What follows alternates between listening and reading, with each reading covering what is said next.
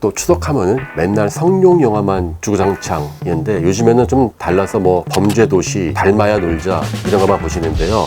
좋은 거 많습니다. 예컨대 고고한 강교수 정주행. 혹시 누가 집에서 결혼은 언제 하니 취업은 했니 물어보시면요. 조용히 고고한 강교수의 구독을 권하고 정주행도 권하시면은 여러분도 좋고 저도 참 좋을 것 같습니다.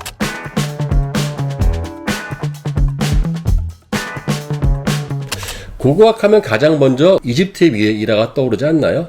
투탕카멘의 왕의 그 미라를 소재로 한 미라라든지 수많은 드라마에서 빈번하게 등장하니까 아무래도 미라가 떠오르죠.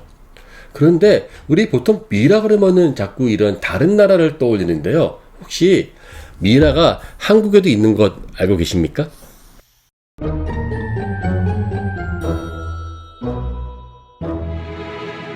안녕하세요. 역사의 신비를 찾아가는 고고한 강교수의 스토리텔러, 고고학자 강인욱입니다. 오늘 할 이야기는 전 세계에서 가장 유명한 시체, 바로 미라에 관한 것입니다. K-팝, K-푸드, 저같이 이제 이런 사람들 K-아재까지 나오긴 하는데, 이제 나오다 못해서 이제는 K-미라까지 등장한다라고 말해도 될 정도로 우리나라의 미라가 정말로 독특합니다. 제 책에서 나온 한번 이 글을 읽어볼까 해요. 원희 아빠에게, 원희 아빠, 당신은 항상 저에게 우리 둘이 머리 하얗게 새도록 함께 살다가 같이 죽자고 말씀하셨잖아요. 그런데 어린아이와 저는 누구의 말을 듣고 어떻게 살라고 하시고는 저를 먼저 떠나가셨나요? 당신 없이는 아무리 노력해도 제가 살아갈 수가 없어요. 꼭 제 꿈에 나와주셔서 당신의 모습을 자세히 보여주시고 또 말씀해 주세요. 나이 먹어서 이제 자꾸 이게 호르몬 변화가 왔는지 가슴이 막 찡한데요. 이거는 요즘의 그 애정 편지라든지 그러한 시나리오가 아닙니다. 정말 실제 있었던 약 500년 전 한 편지에 적힌 글입니다. 1586년, 임진왜란 직전이었죠. 31살의 나이로 안동에서 사망한 이응태 씨라는 분이 있었습니다. 남편이 시름시름 아프니까 아내는 생각도 못해서요, 머리카락을 뽑아서 미투리를 만들며 간호했어요. 예전부터 왜 사람 머리 뽑아서 왜 이렇게 신발 만들면 난다 하지 않습니까? 하지만 결국 이 사랑하는 남편은요, 전염병을 이기지 못하고 그냥 죽을 수밖에 없었어요. 그녀는 그 한스러운 마음과 제대로 전하지 못한 이야기를 편지에 적어서 남편의 품에 넣어두고 당신의 머리를 뽑아서 만든 미투리도 함께 무덤에 넣었습니다. 보통 편지다 그러면은 받는 사람에게 정갈하게 쓰는데요. 이 편지는요, 받는 사람이 세상에 없습니다. 작은 이 종이에 빽빽하게 여백도 없이 막 썼어요. 그러니까 이게 잘 써가지고 무슨 무덤 앞에서 제사나 이런 의식에서 공식적으로 낭송하는 게 아니라 누가 볼까 몰라 눈물을 훔치면서 몰래 적어서 돌아가신 신랑의 품에 넣은 진정한 사랑의 편지였던 것이죠.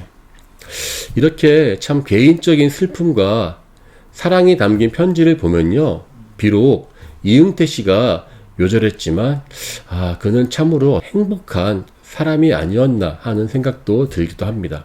우리의 심금을 울리는 이 편지가 완벽하게 고고학자들에게 나왔다는 것 때문에 또 한 번 놀랄 수밖에 없었어요. 사실 한국의 토양은요, 산성이 강해서 땅에 묻힌 유기 물질들은요, 대부분 그냥 흔적 없이 사라지고 없습니다. 아니, 그렇게 산성 강한 한국 토양인데 어쩌다가 이응태 씨 무덤에는요, 사람의 완벽한 미라는 물론 원희 엄마의 편지까지 남아 있을 수 있었을까요?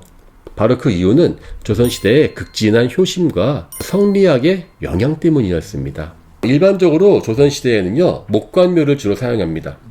관을 나무로 쓰면 목관묘고요, 돌로 쓰면 석관묘, 돌 무대기를 쌓으면 석광묘, 이렇게 이야기해요. 그런데 15에서 16세기 조선시대 전반기에는요, 그냥 나무를 쓰지 않고 여기에 하나를 더했습니다. 바로 시멘트 같이 회를 그 무덤에 그 주변을 똘똘 뭉쳐서 친 거예요. 한마디로 무덤 사방을 완전히 그 시멘트 같은 회로 감싸서 외부와 완전히 차단시킨 겁니다. 그럼 어떻습니까? 공기가 서로 왔다 갔다 하지 않으니까 모든 미생물의 상태가 정지가 돼버려요. 그러니까 시신도 부패가 안 되고 유물도 썩지가 않는 것이죠. 바로 이 무덤에서 미이라가 발견된 것입니다. 자, 그럼 여기서 이제 조선시대 사람들은 왜 그냥 무덤 묻으면 됐지 거기다가 왜 이렇게 회를 이렇게 쳤냐. 원래 회강묘는요, 주나라 시대 때 공자가 제정한 무덤의 제도를 똑같이 따르기 위한 것이었습니다. 조선은 건국 이후에 이제 그 신진 사대부가 고려에 이제 그 혁명을 일으켰기 때문에 정반대의 이념이 바로 유교를 통치 이념으로 삼았고요. 국조 오레이와 주의가 만든 주자가래 같은 그러한 책들을 따라서 완벽하게 유교의 가르침에 따라서 무덤을 만들었습니다. 사실 여기에서 이제 그 회는요, 놀랍게도 정확한 원리는 아직 밝혀져 있지 않아요. 무슨 말이냐면은 회친다고 다 이렇게 그 안에 있는 것이 썩지 않냐? 그건 아니거든요. 정확하게 어떤 비율로 어떻게 이걸 쳤길래 완벽하게 이렇게 모든 미생물의 활동이 정지되었냐는 아직도 풀리지 못한 미스터리입니다. 어쨌든 고지식하게 원리 원칙을 그대로 지켰던 조선의 양반들 덕에 미라가 나올 수 있었던 것이었어요. 미라가 발견되면요, 그때부터 이제 수십 명의 과학자들이 이제 달려드는데요. 실제로 미라가 나오면요, 다양한 의학과 과학의 도움을 받아서 연구가 진행됩니다. 사실 한국의 미라는요, 투탕카멘 미라, 이집트 미라보다 훨씬 더 많은 정보를 제공합니다. 선생님, 오늘따라 왜 이렇게 국뽕이 심하십니다? 그게 아닙니다. 정말 들어보세요. 원래 이집트는 참 역설적인 게 사막 지역이라서 그냥 바깥에 던져주면 미라가 돼요. 근데 이집트의 파라오나 귀족들은요, 사람을 관에 넣기 위해서 뇌수하고 속에 있는 내장 다 드러내고 해서 방부 처리를 해서 쉽게 말하면 살하고 뼈 껍데기만 남아있는 상태예요. 근데 한국의 미라는요, 돌아가신 그대로 그냥 장기며 모든 게 다 남아있어요. 그러니까 이게 우리나라가 연구할 게 훨씬 많은 거죠. 자, 이렇게 한국 미이라가 특별하게 되어 있는 이유는요, 단순히 미이라의 상태가 좋아서가 아닙니다. 바로 시대를 초월한 죽은 자에 대한 사랑입니다. 안동에서 발견된 진솔한 한글 편지, 정말 종이 한 장이죠. 그리고 머리카락으로 만든 미투리는요, 세계적으로 유례가 없는 부부애를 보여줍니다. 이건 단순하게 과거에는 그랬지라는 그러한 차원이 아니라 그 논문과 편지를 보는 순간 수십 개, 수백 개의 시신들을 보아왔었던 고고학자들마저 가슴이 찡하면서 울림이 너무나 컸던 것이죠. 그러니까 이게 제가 언제나 주장하는 것, 고고학은 사랑이다. 단순하게 과거를 연구하는 자료를 넘어서 인간의 사랑을 보여준다는 점에서요, 화려하게 황금을 칠한 이집트의 미이라보다 훨씬 낫지 않나, 차원이 다르지 않나라고 생각합니다. 미이라 하면은 뭐 파라오의 저주, 황금 이런 것만 떠오르지만요, 사실 미이라는 전 세계에 아주 많이 있습니다. 한국도 있고요, 저쪽 북극권 있죠? 북극권에도 보면 얼음 속에 미이라가 지금 다 있고요, 남미에도 있습니다. 어쩌면은 미이라가 없는 곳은 거의 없어요. 저는 그럼에도 불구하고 K 미이라다, 정말 다르다라고 하는 이야기는요, 그 안에는 어떠한 다른 미이라가 전해주지 못하는 아름다운 사랑 이야기가 있기 때문입니다. 앞으로 더 우리의 심금을 울리는 아름다운 사랑의 이야기가 더 나오지 않을까 싶은데요. 자, 어떻습니까? 세상에서 둘도 없는 K 미이라의 사랑 이야기가 여러분들께 어떻게 다가가는지 모르겠는데요. 그래도 우리가 또 이집트 투탕카멘 이야기 안 하면 또 서운하죠? 네, 이집트 미이라는요, 다음번에 한번 차분하게 이야기해 보도록 하겠습니다. 이상 과거를 찾아서 미래를 바라보는 고고학자 강인욱이었습니다. 감사합니다.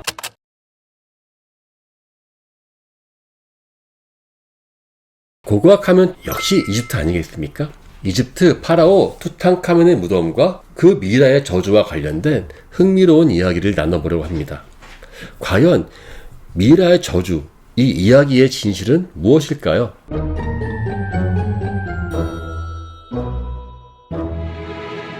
안녕하세요. 역사의 신비를 찾아가는 고고한 강교수의 스토리텔러, 고고학자 강인욱입니다. 1922년 11월 6일 하워드 카터는 이집트의 왕가의 계곡에서 투탕카멘의 무덤을 발견합니다. 하워드 카터, 아마 고고학을 좋아하는 사람이라면 다 들어봤을 이름인데요. 사실 이 사람은 뭐 대표적인 고고학자지만 정작 신분은 평민 출신이었어요. 그래서 이 발굴은요, 카터가 주도한 게 아니라 그를 도와준 귀족 카나본경의 도움으로 조사된 것이었습니다. 사실 왕가의 계곡이라는 데가 대부분 다 도굴이 됐기 때문에 이제 많은 학자들은 야, 이거 파봤자 이제 더 이상 나올 거 없어라고 포기했는데, 이 카터하고 카나본만은요, 뭔가가 분명히 나올 것이다, 특히 투탕카멘은 있을 것이다 라고 믿고 파라오와 가족이 묻혀 있었던 이 왕가의 계곡을 조사했습니다. 그리고 10년 넘게 다 허탕이었어요. 심지어 중간에 1차 대전까지 나는 바람에 몇 년 동안 쉬었어요. 그리고 이제 카나본경도 야, 이거 나 도저히 못하겠다, 그만하자라고 하니까 그때 카터가 이랬습니다. 그럼 반만 대주세요. 반은 제가 제 돈 털어서 할게요. 어떻게 그 말 듣고 또 안 줘요. 그래서 그 마지막에다 했는데, 저희 고고학자에게 징크스가 있습니다. 모든 보물은 마지막에 터진다. 꼭 그래요. 꼭 짐 싸놓고 있으면 그때 뭐 나온 경우 많거든요. 근데 역시 이것도 진짜 마지막 트라이에서 투탕카멘의 무덤이 발견되었습니다. 심지어 도굴이 되지 않은 채로 말입니다. 카터가 또 이게 의리가 있어요. 얼마나 궁금하겠어요. 10년 넘게 고생했는데 차분하게 카나본경에게 전보를 칩니다. 카나본경 무엇인가 특별한 게 나왔습니다. 그거 받자마자 카나본경이 이제 영국을 떠나서 딸과 함께 11월 18일에 현장에 도착하고요. 11월 26일에 밀봉된 방에 그 봉인을 드디어 함께 열입니다. 이후 3개월간의 세심한 작업 끝에 2월 17일 날 마침내 왕의 관 무덤의 한가운데에 도달하는 것입니다. 하지만 그 기쁨도 잠시, 카나본경은 그 다음에 4월 5일 왕의 관에 도달한 지 2달도 안 돼서 카이로의 한 모텔에서 모기에 물린 상처가 폐혈증으로 번져서 글쎄 사망합니다. 너무나 극적인 죽음이었기에요, 당시의 미라의 저주라는 이야기가 번져나갔습니다. 워낙에 당시의 발굴 현장의 환경이라는 게요, 좀 위험했어요. 이집트가 그 당시 어떻게 했습니까? 100년 전에 되게 불결했겠죠. 게다가 카나본경 자체가 이미 몸이 상당히 쇠약해진 상태였습니다. 이 카나본경이 워낙에 그 익스트림 스포츠를 좋아해서요, 승마, 자동차 이런 거 좋아하다가 사고가 몇 번 나고 말에서 떨어지고 건강이 악화된 상태였지만 앞뒤 안 거리고 그냥 달려들어서 그 불결한 환경에서 일을 했던 것이죠. 그러다 보니까 결국 그 사람은 그 대가를 치른 셈이죠. 저도 현장에서 텐트 치고 있으면요, 시베리아가 모기가 진짜 많거든요. 양봉장에 벌떼같이 많은데요, 한 팔에만 뭐 수십 듯이 물려요. 특히 이제 얼굴에 물리면요, 자다가 막 긁어요, 무의식 중에.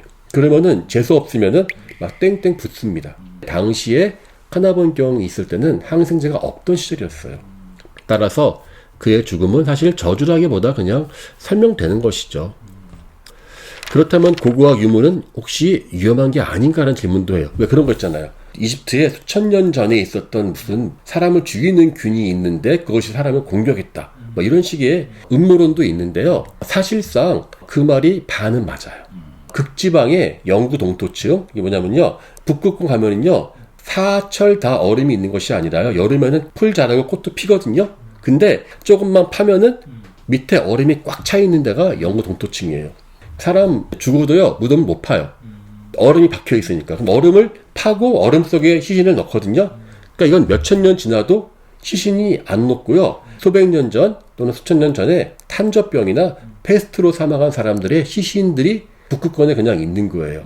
묻는 거를 깊게 못 파고 반만 파니까 조금만 있으면 다 녹아가지고요, 일이나 여우가 먹는 거예요, 그거를. 그 입으로 근처에 있는 원주민들이 키우는 술록들을 공격하는 거죠. 그럼 술록에서 다시 원주민들로 옮겨가지고 지금은 사라져버린, 약이 없는 그러한 전염병이 나올 수도 있다라고 하는 가능성이 이미 제기가 된 상태예요. 하지만 그런 위험은요, 진짜 북극권 같은 아주 예외적 부분을 제외하면요, 거의 가능성은 없습니다. 오히려 고대의 병원균보다 고고학 현장이 더 위험해요. 현장에서 땅을 파는 험한 작업이기 때문에 인명사고가 자주 발생하기도 하죠. 한국도요, 항공 촬영 중에 추락하거나 발굴 현장에서 낙상하는 경우가 꽤 있어요. 고고학은 애초에 작업 환경 자체가 더 위험하기 때문에 사실은 안전수칙이 정말 중요한 학문이기도 합니다. 이렇게 설명 가능한데 왜 미라의 저주라는 이야기가 크게 보도되었을까요? 이게 황색 언론의 상황과 관련이 많이 있어요. 1920년대에 영국과 프랑스는요, 이집트에 발굴 놓고 서로 경쟁하고 있었거든요. 근데 하워드 카터를 지원한 카나본경이 어디 사람입니까? 영국 사람이에요. 그래서 투탕카멘의 전 세계 최고의 특종 소식을 오로지 영국의 타임스에만 독점 제공한 것입니다. 그래서 언론사들은 미라의 저주 같은 유언비어를 터뜨려서 어떻게든 흠집을 내고 거기에 편승해서 한번 신문을 더 팔아보려고 했었던 것이었죠. 실제로 무슨 미스테리하다든지 그러한 죽음은 전혀 없었습니다. 근데 이와 같은 영국과 프랑스의 경쟁은요, 나폴레옹 이집트 원정 때부터 아주 극심화됐었는데요. 번역하면 떠오르는 대표적인 인물 있죠. 로제타 스톤. 이집트어를 번역하는데 중요한 역할을 했었죠. 이집트어하고 그리스어가 같이 있어가지고 비교를 할 수 있는 그 돌인데요. 이게 나폴레옹의 부대가 발견했는데 정작 유물은 영국에 있습니다. 그 이유는 즉슨 나폴레옹이 이집트 원정을 할 때 이집트 학자들을 데리고 가서 체계적으로 다 유물을 긁어 모았어요. 그러자 영국이 그 앞에서 전쟁을 해서 가져가 버립니다. 영국으로. 그리고 나중에 다시 돌려줬어요. 그런데 딱 하나를 돌려주지 않은 것이 있으니 그게 바로 로제타 스톤이었습니다. 이런 배경 속에서 투탕카멘의 발굴 소식은 영국에게는 자랑스러운 업적이지만 다른 나라, 특히 아마 프랑스 같은 나라는 아주 시기와 질투를 할 수밖에 없었던 것이었죠. 이게 안타까운 게, 아니 영국이건 프랑스건 이집트 걸 가지고 왜 남의 나라 거 가지고 왜 싸우죠? 이거예요. 미라의 저주는 이렇게 남의 나라의 물건을 두고 전쟁을 하는 제국주의들 사이에 정치적, 문화적 경쟁 속에서 만들어진 이야기라는 것입니다. 근데 카나본경의 죽음이 오히려 이집트에는 축복이 되었습니다. 그 당시에 갓 이집트가 독립을 했어요. 이제 문화재 관리국을 만들고 거기에 관리국장을 임명하는데 이 사람이 공교롭게 프랑스인이에요. 피에르 라카라고. 이 카나본경이 이 발굴품의 절반을 가져갈 권리가 있었고요. 차마 말을 못하고 저것들 다 영국으로 가는 거를 아주 그냥 못 볼 것 같은데 때마침 카나본경이 죽으니까 그의 권리가 공주로 날아가자 이집트는 이 유가족들한테 그 발굴 비용을 보존해줘요. 그리고는 그 유물들을 모두 이집트에 남기게 합니다. 하워드 카터 같은 경우는 카나본경이 죽음 이후에도 발굴 작업을 이어갔지만 뭐 평민이고 그냥 좀 고집 센 사람이었나 봐요. 그 심지어는 관광 가이드 하다가 관광객이 말 안 듣다가 막 주먹질도 한 적이 있을 정도로 이 사람이 좀 그런 외골수였다고 해요. 그래서 영화 그 브랜든 프레이저가 주연한 그 미이라 아시죠? 아주 유명한 영화인데 그 영화의 그 브랜든 프레이저의 그 모델이 보통 이 하워드 카터를 좀 많이 본땄을 것이다. 이렇게 이야기를 많이 하죠. 어쨌든 이 피에르 라카가 관리하던 이집트 고대 문물국에서 유물 반출을 강력히 막았고요. 결국은 모든 권리는 이집트에 남겨졌습니다. 그 브리티시 뮤지엄 가보세요. 이 미라가 한 방 가면요, 러시아워 때 지하철에 서 있는 사람같이 쫙 서 있어요. 수십 개가 한 전시장에. 그 지하 창고에는 그 몇십 배가 더 있습니다. 그 얼마나 많은 미라가 반출된 겁니까? 어쨌든 대표적인 유물인 투탕카멘만은 이집트에 남을 수 있었던 것입니다. 저는 이렇게 생각해요. 야, 파라오 투탕카멘이 이집트의 시민들에게 문화적 자긍심을 높이는 큰 선물을 준 게 아닌가라는 생각도 해봐요. 고고학은 여전히 위험하고 흥미롭죠. 하지만 그 속에 숨은 진실을 파헤치는 일은 우리에게 더 큰 교훈을 줍니다. 투탕카멘의 무덤 발굴 역시요, 단순하게 고대의 보물을 황금을 찾는 것이 목적이 아니라 역사와 문화 그리고 인간의 욕망이 교차하는 복잡한 이야기였던 것이었어요. 우리가 이집트 하면 황금만 떠올리죠. 하지만 진정한 고고학의 의미는요, 유물 자체가 아닌 그 유물을 둘러싼 인간들의 이야기인 것 같지 않습니까? 파라오의 저주를 듣는다고 오늘 잠 못 잘 거 걱정하신 분들 그런 거 없죠? 네, 그렇습니다. 오늘 밤도 편히 주무시길 바라겠고요. 이상 과거를 찾아서 미래를 바라보는 고고학자 강인욱이었습니다. 감사합니다.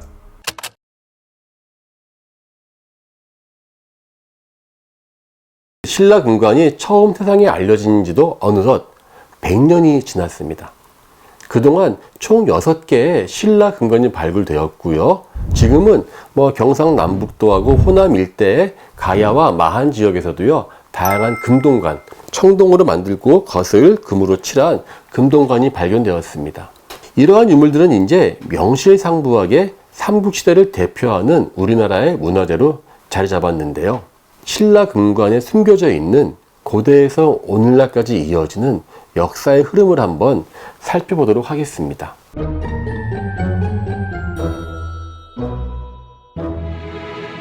안녕하세요. 역사의 신비를 찾아가는 고고한 강교수의 스토리텔러, 고고학자 강인욱입니다. 거의 100년 전이죠. 1921년 9월 24일 날 한 일본인 순사가 지나가다가 아이들이 구슬을 가지고 노는 모습을 우연히 목격하는데요. 여기에서 신라금관의 발견이 시작되었습니다. 경주는 특이하게도 읍내에 무덤이 같이 있습니다. 그래서 옛날 조선시대부터 시작해서 일제 때까지 경주에는 요즘 같은 문화재 보호 정책이 거의 없었죠. 그래서 주택을 개축하는 과정에서요, 무덤이 파헤치고 유물이 노출되었죠. 이 사실만 보더라도요, 당시 문화재에 대한 우리의 인식이 얼마나 형편없었는지를 알 수 있었을 것 같아요. 근데 또 안타까운 소식은요, 이때가 일제강점기였다는 것입니다. 경주의 신라고분에서 황금 유물이 발견되었다는 소식이 전해지니까 서울 총독부 박물관 관계자들이 급히 내려왔어요. 근데 금방 내려오는 게 아니죠. KTX가 있었겠습니까? 한 며칠 걸렸겠죠. 내려와 보니까 황당한 일이 생긴 거예요. 총독부의 그 박물관 관계자가 보존하라고 지시를 내렸음에도 불구하고 당시 경주박물관에서 임시직으로 근무하던 일본인이 단 4일 만에 모든 발굴을 진행해 버린 거예요. 우리나라 최초의 신라금관이 이렇게 허무하게 발굴됩니다. 고고학하면요, 발굴 막 꺼내는 것 같지만 아니요. 하나 꺼내면요, 거기가 어디에 있고 3차원적인 걸 다 기록을 해야 돼요. 왜 이게 중요하냐? 생각해 보세요. 제가 발견하죠. 귀걸이. 발굴할 때 위치가 여기에서 나왔다고 하면은 귀걸이 되는데, 이걸 내가 대충 파다가 이쯤 나왔다 해버리면 이게 목걸이야, 귀걸이야. 하나하나 위치가 정말 중요해요. 근데 발굴 지침이나 도면 확인도 제대로 없이 철저하게 졸속으로 발굴이 된 겁니다. 이 황당한 발굴을 주도한 사람이 바로 이 모로가 히데오라고 하는 자칭 문화재 애호가입니다. 심지어 경상북도 지역에서 정치적으로도 꽤 영향력이 있었습니다. 근데 이게 문화재 애호라는 게 말 좋아서 하는 말이지 사실 유물을 도구라고 판매하는 자였습니다. 얼마나 이게 도구를 심하게 했는지 일본의 검사들도 이 사람을 더 이상 못 봐준 거예요. 그래서 이 금관총 발굴하고 난 10년 뒤에 일본 경찰이 그의 집을 수색하고 불법으로 취득한 유물들을 모두 압수하는 그러한 일이 벌어집니다. 이쯤 되면은 전국적으로 난리 났겠죠. 식민지 한 것도 억울한데 식민지에서 유물들은 막 뒤에서 몰래 도굴해 갔으니까. 그런데 정작 단죄를 해야 될 총독부와 일본 고고학자들은 오히려 그의 선처를 요구하는 탄원서를 제출하면서 그를 비호했어요. 그의 범죄 행위는 그렇게 흐지부지 그냥 마무리되고 말았던 것이었죠. 당시 발굴이 부실하게 이루어졌기 때문에요, 어떤 유물이 어디에서 정확하게 나왔는지에 대한 기록이 남아있지 않습니다. 심지어 그 금관총에서 어떤 유물이 나왔는지 전체 목록도 우리가 없어요. 그래서 이렇게 발굴된 금관총 유물의 일부는요, 현재 황당하게도 일본 도쿄박물관하고 교토대학교에도 보관되어 있습니다.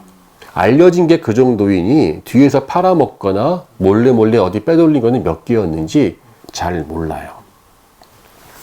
다행인 건 그나마 최근에 국립중앙박물관에서 금관총의 유물들을 다시 조사하면서 새로운 사실들이 밝혀지고 있어요. 이게 전문용어로 재발굴이라고 하는데요. 옛날에 발굴했던 유적을 한 번 더 발굴하는 거예요. 100년 전의 기술로 팠기 때문에 지금은 훨씬 더 많은 기술들이 있겠죠? 그러면은 그때 놓쳤었던 정보들을 더 많이 얻을 수 있어요. 그래서 국립박물관 수장고에 있는 금관총의 유물들을 다시 조사할 수도 있었습니다. 여기에서 놀라운 사실이 나옵니다. 금동제 칼 손잡이에 이사지왕이라고 하는 명문이 발견되었습니다. 그리고 이때부터 이제 그 고대사 하시는 분들 사이에 엄청난 논란이 벌어집니다. 왜냐고요? 이사지라는 이름은 역사 기록에 안 나와요. 그럼 이게 뭐죠? 금관이 있는 금관총에 묻히는 사람이라면 왕이나 왕족일 텐데, 아니 다른 사람도 아니고 왕이나 왕족의 이름이 역사 기록에 없다니, 요즘 말로 하는 이제 그 멘붕이라고 하죠. 예, 어떻게 할지 모르는 그러한 상태가 지속되었습니다. 제 생각에는 우리가 알고 있는 문헌으로 기록된 신라의 역사는 극히 일부분일 것이다 라고 하는 반증일 수가 있습니다. 이렇게 보면요, 신라 금관은요, 참 놀랍지 않나요? 100년 전에 이미 발굴된 것인데 아직도 풀리지 못한 미스터리가 많기도 하고요. 정작 금관이 발견된 배경을 보니까 단순한 화려한 유물을 넘어서 식민지시기에 한국 문화재가 갖고 있었던 가슴 아픈 역사가 고스란히 담겨 있다는 데에서 또 한 번 마음이 아픕니다. 하지만 신라 금관은요, 그 당시에 100년 전에 전 세계 고고학계에 큰 충격으로 다가왔었습니다. 왜냐하면 금관 자체는 이집트나 그리스 같은 고대 문명에서도 발견되긴 해요. 그런데 신라의 금관은 형태와 디자인에서 완전히 기존에 알고 있었던 다른 문명과는 다른 특징을 보였습니다. 그리고 신라 금관에 이렇게 나무의 그 자라가는 형태하고 사슴뿔의 형태가 있는데, 똑같이 나무가 있고 사슴이 있는 금관이 흑해 열안의 크림반도에서 이미 발견된 바가 있습니다. 그 이후에 아프가니스탄에서도 비슷한 사례가 확인되었고요. 나아가서 북유럽과 아메리카 원주민들 사이에서도요, 사슴뿔이나 나무를 형상화한 그러한 관이 출토가 되었습니다. 왜 이렇게 유라시아 전역에서요, 공통적으로 사슴과 나무를 형상화하고 있을까요? 서로 왔다 갔다 한 거 아니야? 설마요, 비행기도 없는데. 예, 여기에는 샤만의 의식과 관련이 되어 있습니다. 바로 사슴의 뿔은 재생과 무한한 생명력을 상징합니다. 또 하늘로 뻗는 나무 있죠? 나무에서 한번 숲을 바라보세요. 끊임없이 하늘로 올라가는 것 같습니다. 우리 제크와 콩나무 같은 그러한 이야기 있죠? 그런 것처럼 나무는 하늘과 인간 세계를 연결하는 존재예요. 즉, 유라시아 여러 샤만들이 신성한 나무 아래서 의식을 거행하면서 신과 소통하는 그러한 상징이 되는 것이죠. 신라 금관은 단순한 장식물이 아니라 하늘과 인간을 잇는 매개체로 종교적인 의미를 가지고 있었다고 볼 수 있어요. 제가 이스라엘을 가보지 않아도 기독교를 믿으면 제 집안에 십자가가 있겠죠. 제가 불교를 믿으면 지역 관계없이 인도 사람이었었던 샤키야 무니, 석가모니의 그러한 다양한 모습이 있겠지요. 똑같은 종교가 전해지면 그들의 비슷한 모티브가 똑같이 가는 거와 같은 원리이죠. 자, 근데 화려한 황금보다 더 중요한 코드가 이 안에 숨겨져 있어요. 바로 자작나무입니다. 신라 금관은요, 그냥 쓸 수가 없어요. 황금은 되게 연하고 잘 휘어지기 때문에요, 그냥 쓰면은 망가지겠죠. 그래서 안에다 관모를 쓰고 그 위에 그 금관을 얹는데요, 관모의 재질이 바로 자작나무 껍질입니다. 근데 여기 놀라운 사실이 있어요. 신라 지역에는요, 자작나무가 자라지 않습니다. 자작나무는 만주하고 시베리아 지역에서만 자라는 대표적인 북방의 나무입니다. 지금은요, 한국에도 강원도 일대에도 있고요, 꽤 있습니다만은 요즘은 이제 그게 하얀색이라 이쁘잖아요. 다 관상용으로 새롭게 심는 것이기도 하고요. 또 이 남한에 있는 건 작아요, 크기가. 기본적으로 추운데 가야지만 알이 굵기 때문에 신라에서 나오는 자작나무의 원료는 국내에는 자라지 않는 것이 분명합니다. 그래서 지금도 시베리아 원주민들은요, 자작나무 껍질을 활용해서 그릇이나 모자, 가방 등을 만들고 있고요.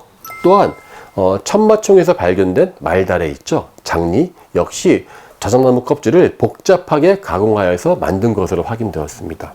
자작나무 껍질이 벗기면요, 조금 있으면 이게 다 비틀어집니다. 벗기자마자 얼른 이렇게 뭘 눌러서 펴야 돼요. 그러니까 신라가 가서 어떤 거에 필요하다는 것을 주문해서 현장에서 벗기자마자 그걸 가공하지 않으면은 천마총의 말다래라든지 관모 이런 걸 만들 수가 없어요. 바로 신라가 북방 지역과 직접 이어지는 교역 루트나 깊은 문화적 관련이 없으면 불가능한 것입니다. 이렇게 신라의 금관은 단순한 화려한 장신구가 아니라 신라인들이 믿고 숭배했었던 종교적 신념과 유라시아 세계와의 연결을 보여주는 중요한 유물이라 할 수 있습니다. 동시에 강력한 국가를 건설하고 유라시아와 소통하려 했었던 신라 왕족의 열망을 보여주는 유물이기도 하지요. 100년 전 이렇게 신라의 고군이 세상에 다시 모습을 드러냈을 때 일제의 도굴과 무분별한 발굴로 인해서 아쉽게도 우리는 식민지상에서 문화재라고 하는 커다란 피해를 입을 수밖에 없었습니다. 하지만 그 이후로도 수많은 신라의 공간이 발견되었고요. 오늘날 한국은 세계로 뻗어가는 국가로 성장하고 있습니다. 마찬가지로 1500년 전 유라시아 문화 속에서 탄생한 신라의 공간은 시대를 뛰어넘어서 한국의 정체성과 국제관계를 상징하는 역사적 증거가 되고 있습니다. 앞으로 신라 공간을 보실 때 가장 작은 신라였지만 결국은 삼국을 정복하는 그 원대한 기상을 다시 한번 떠올려 보신다면요, 그 금관이 정말로 색다르게 보일 것 같습니다. 이상 과거를 찾아서 미래를 바라보는 고고학자 강인욱이었습니다. 감사합니다.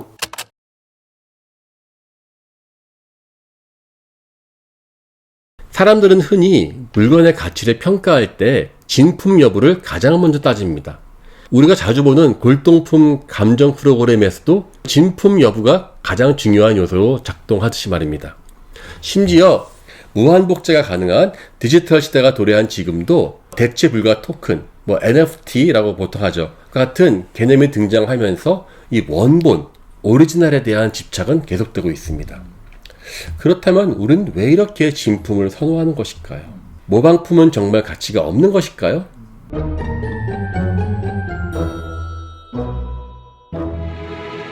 안녕하세요.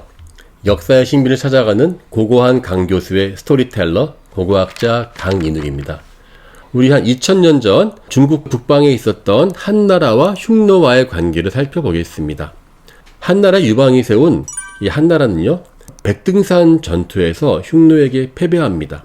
당시 유방이 이제 적을 가볍게 보고 갔다가 죽을 뻔하죠. 하지만 간신히 풀려나오는 조건으로 약 200년 동안 매년 공물을 바쳐야 됐었습니다. 당시 한나라가 흉노에게 바친 공물 목록은요, 지금도 사기, 한서, 후한서 같은 역사 기록에 자세히 남아 있습니다. 이 조공의 내용은요, 공녀에서부터 시작해서 값비싼 술과 희귀한 과일까지 정말 다양했습니다. 그 중에서도요, 목록에는 안 나왔지만 흉노인들이 특히 선호했었던 물건이 바로 칠기로 만든 그릇이었습니다. 나무에다가 오칠을 해서 만든 이 칠기인데요, 이걸 왜 그렇게 유목민들이 좋아했을까 생각해보면요, 가볍죠, 튼튼하죠. 또 흉노인들은요, 기본적으로 유목 생활을 합니다. 그럼 뭐합니까? 집도 없는데 밤마다 연애를 하고 같이 술자리를 하면서 결속의식을 다지고 업무를 보는 그러한 행위를 했었습니다. 즉 흉노의 지도자들은요, 부하들에게 술을 따라주면서 아마 그들의 충성심과 결속을 다진 것 같습니다. 이 칠기는요, 중국 황실에서 최고급품들만 준 것입니다. 어떻게 알 수 있냐면요, 그 칠기를 뒤집어 엎으면요, 바닥에 깨알같이 그 한자가 글씨 써 있는데요, 황실의 직속 공방에서 제작되었음을 증명하는 글자와 장인의 이름이 새겨져 있습니다. 칠기가요, 약 6가지의 과정을 거쳐요. 그래서 먼저 나무로 틀을 만들고 그 위에 옷을 칠하고 무늬를 새기고 마연하고 이런 것이 다 한 명 한 명 새겨져 있어 가지고요, 품질을 한마디로 이 장인들의 이름이 있어서 불량품 나오면 너 책임져라, 그 뜻입니다. 그러니까 정말 목숨을 걸고 이 명품을 만들었겠죠. 그리고 그것이 고스란히 흉노에게 바쳐졌으니까 황실의 권위를 상징하는 동시에 한나라가 얼마나 흉노를 겁먹었는지 무서워했는지를 또 알 수 있습니다. 그런데 제가 이제 몽골에서 그 흉노가 썼었던 흉노의 왕 선우라 보통 이야기하죠. 선우와 그 가족들의 무덤에서 발견된 칠기의 뒷면의 글씨를 조사해 보니까 뭔가 재미있는 게 나왔어요. 저기 음료수 보면 뒤에 나오죠. 어디서 만들어지고 빽빽하게 나오지 않습니까? 저 같은 노안은 안 보이지만.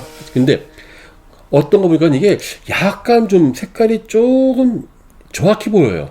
근데 뒤로 보니까 역시나 글씨가 제자자 몇 개 빠져 있어요. 뭐냐면 이거는 황실의 공방이 아니라 사제 공방에서 쉽게 말하면 이제 그걸 갖다 납품한 거예요. 일종의 가품이죠, 가품. 왜냐면은 그 당시에 흉노가 매년 정월에 와서 받아가는데 이것 때문에 한나라 왕실에 너무나 큰 부담이 될 정도로 수요를 맞추기가 어려웠습니다. 그러니까는 그 제작 일부를 사제 공방이 맡겨졌고 또 그렇게 만들어진 실기들이 진품에 섞여 있으니까 흉노도 몰랐을 수도 있었겠죠. 근데 이렇게 말하면 야, 흉노 정말 멋있구나 할지 모르는데요. 전 사실 오히려 한나라가 더 무섭다고 해야 될까요?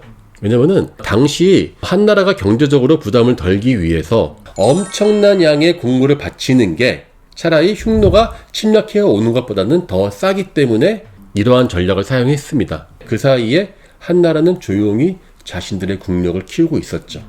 이러한 전략을 통해서 한나라는 200년 동안 흉노와 관계를 유지하면서 훗날 한무제가 대대적으로 공격을 해서 흉노를 무찔러버리는 그러한 기반을 마련할 수도 있었으니까 좀 무서운 모방품이라 말할 수도 있겠죠. 근데 이 모방품은요, 한반도에도 있습니다. 특히 이제 남한 지역에서는요, 고조선이 멸망한 다음에 중국과의 교역이 활발해집니다. 그러니까는 중국제 명품이 널리 유행하는데요. 이 당시에 이 사만의 우두머리들은요, 뭘 좋아하냐? 중국에서 받아오는 관리의 직인, 그 다음에 모자와 옷, 이런 것을 입는 거예요. 진짜 존재고요. 그냥 만들어진 거죠.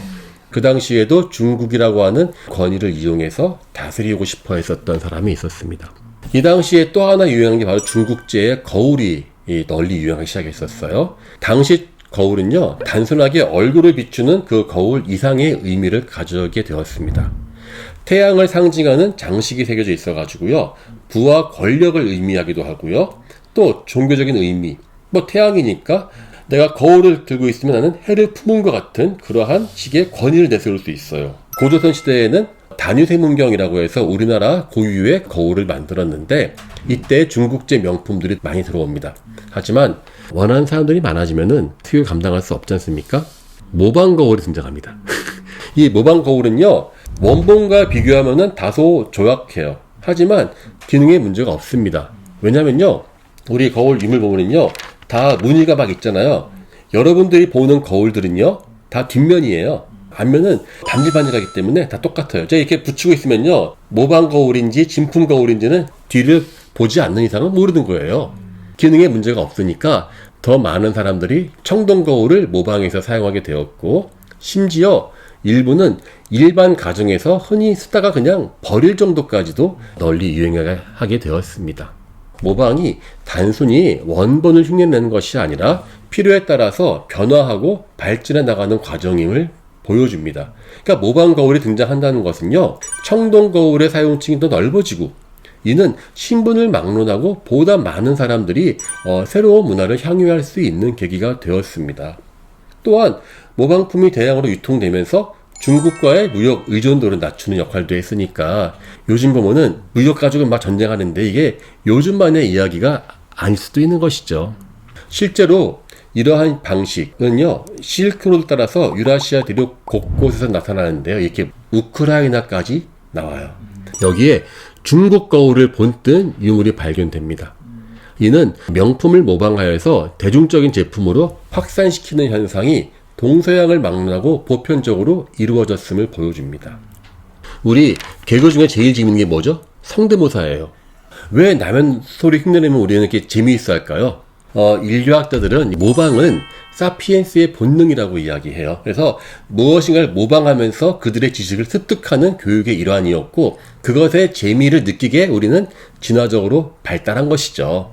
그래서 누가 흉내내면은 왜 그렇게 깔깔대고 웃냐? 그거는 여러분들이 다 진화하기 위해서인데, 그와 같은 그 모방한 가장 첫 번째 조각상은요, 약 4만 년 전에 독일의 헐렌슈타인 슈타델 동굴에서 사자머리의 인간상이 발견됐어요. 이건 아마 샤만, 주술사가 의식을 행하면서 그 동물의 흉내를 냈었던 것이었겠죠. 즉, 옛날 사람들은 자연과 동물을 통하여 신과 소통하고 사회적 질서를 형성하는데 이 모방의 힘을 적극적으로 활용한 것이었습니다. 이렇게 모방은요, 단순하게 흉내내기가 아니라 예술과 종교의 기원과도 깊이 연관된 요소였습니다. 더 나아가서 인간의 예술과 창작은요, 모방을 통해 전파되고 발전되어 왔습니다. 참 그림을 제가 못 그리긴 하는데요. 미술학 하면 가장 먼저 한 게 아그리파 조각상 똑같이 그리는 것. 그러니까는 그 우리가 기술을 습득할 때요, 가장 먼저 하는 게 먼저 잘 되어 있는 것을 똑같이 모방하면서 따라 해봐라라는 걸 많이 합니다. 모방이 그냥 나오는 것이 아니라 생존하고 발전해온 가장 기본적인 진화의 공식이었던 것이었습니다. 하지만 또 인간은 동시에 진품에 대한 집착을 버리지 못하고 있어요. 무슨 잡지의 초판본, 초판본이나 재판본이나 글씨 똑같잖아요. 그러니까 그건 독점 욕구와 희소성이 거기에 개입되어 있는 거거든요.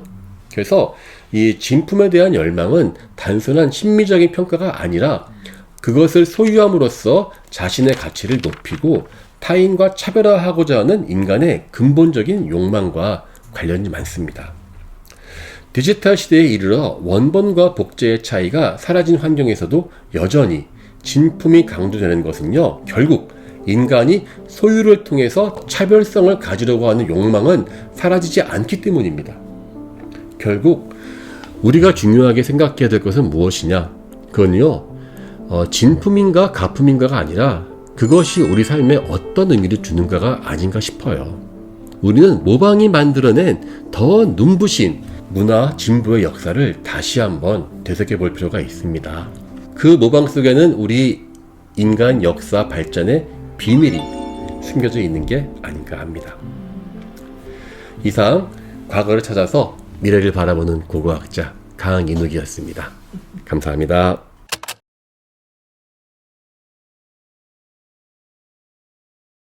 최근에 K문화가 전 세계를 휩쓸면서요, 뜻밖에도 가시 인기를 끌고 있습니다.